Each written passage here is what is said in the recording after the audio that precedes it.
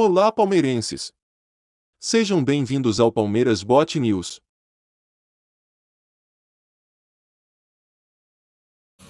Mas o nosso assunto agora é o Palmeiras do Veiga. É inegável que o time do Palmeiras, o time do Abel Ferreira, é forte.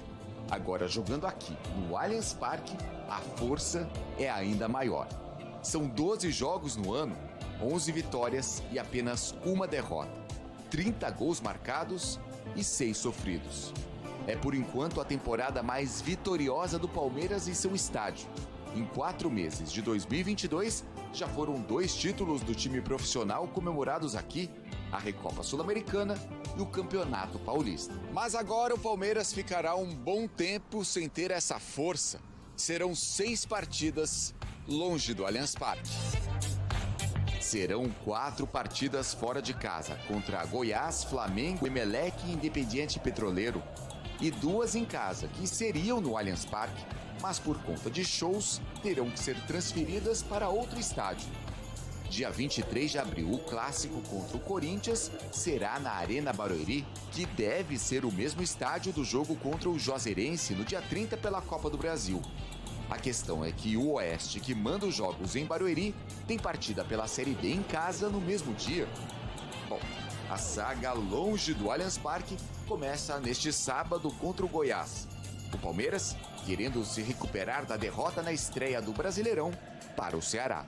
O primeiro jogo do Brasileiro não foi como nós esperávamos, né? E eu acredito que vai ser um jogo difícil, né? Nós sabemos o adversário que vamos encontrar, né? Se não me engano, trocaram de técnico também e a gente, né, vai lá para buscar os 3 pontos.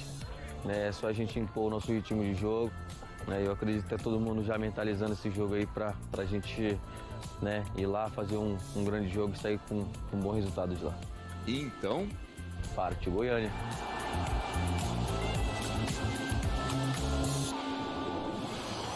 Pois de esportes, olha aí, a gente mostra então o Palmeiras fora de casa na atual temporada, um aproveitamento de 59,3%, 14 gols marcados, 7 gols sofridos, 4 vitórias, 4 empates e 1 derrota. A única derrota foi para o São Paulo, né, na ida no final do Campeonato Paulista. Lá no Morumbi, e o resto é história na segunda partida. Olha, então tem um Palmeiras que tem, como a maioria dos clubes que estão em várias competições hoje no Brasil, um calendário muito apertado. E aí a gente colocou aqui, ó, Flamengo e Palmeiras, mas esse não é o jogo do fim de semana, não. É só na outra quarta-feira, mas já tá dando o que falar, porque no Maracanã a diretoria rubro-negra já disse, lá só vai ter torcedor rubro-negro. Não vão aceitar, então, os torcedores do Palmeiras.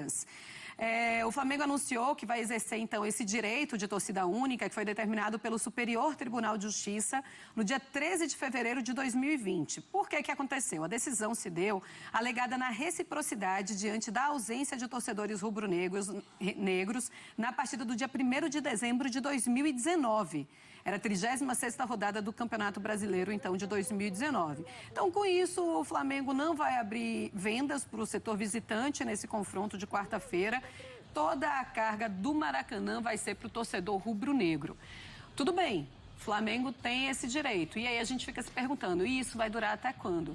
Tá certo o Flamengo e a diretoria do Flamengo fazer isso? Marcelo, eu não gosto do tema. Eu acho que o futebol perde muito quando esse tipo de coisa acontece, seja pelas razões já explicadas e tão comentadas, infelizmente, dos casos de violência. A torcida única nos estádios de futebol não resolve o problema da violência que vive dentro da sociedade e que extravasa para as ocasiões em que times se encontram, com torcidas rivais ou não. Mas nesse caso eu acho que existe uma peculiaridade, né?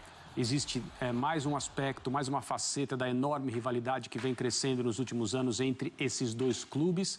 Não é uma questão futebolística apenas, eles são rivais na contratação de jogadores, eles são rivais na contratação de técnicos, eles são rivais na hora de repatriar atletas, eles são rivais nos orçamentos, eles são rivais em tudo que existe no ambiente do futebol, verdade, na indústria do futebol.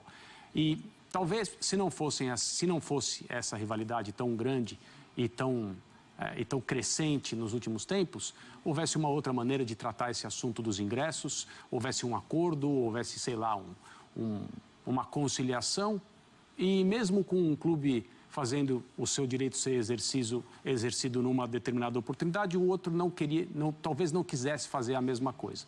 Mas nesse caso eu acho que o Flamengo está na dele, né? O que acontece aqui, acontece ali, ok, tudo bem, mas eu não acho isso bom para o futebol no contexto maior, que é o contexto no qual esses dois clubes deveriam estar preocupados, deveriam trabalhar para que as coisas acontecessem. Ah, mas e a Liga? Eu não vou nem chegar nesse departamento, porque a Liga já são várias ligas agora, né? Os clubes que há algum tempo mandaram cartas à CBF dizendo vamos tomar para nós a organização do Campeonato Brasileiro e que na última eleição abdicaram do seu poder, do seu peso, da sua importância no cenário estrutural do futebol brasileiro para que a Liga fosse permitida pela CBF. Já são vários grupos discutindo ligas e tudo mais. Não existe consenso, não existe unidade, não existe absolutamente nada como sempre. Então não vou nem chegar nesse departamento. Mas, se houvesse uma liga, as coisas não se dariam nesses termos, né?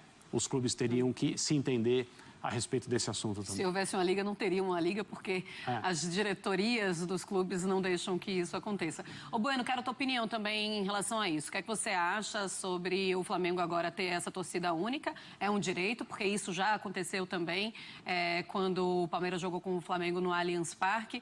Eu só fico me questionando isso mesmo. Até quando isso vai acontecer? E no próximo jogo? E no próximo jogo? Porque a rivalidade entre clubes, e principalmente em clubes agora com orçamentos muito parecidos como o Flamengo e Palmeiras, tendem a crescer a cada ano. É isso que vai acontecer. O Atlético vai entrar na história e também tem uma rivalidade muito... Lá, a gente do Atlético responde, chama de bobo da corte, quer dizer, sabe... Quando que a quinta série vai se formar e vai passar para a sexta série, né? A quinta série, saúda a quinta série que mora em você, aquela história, né?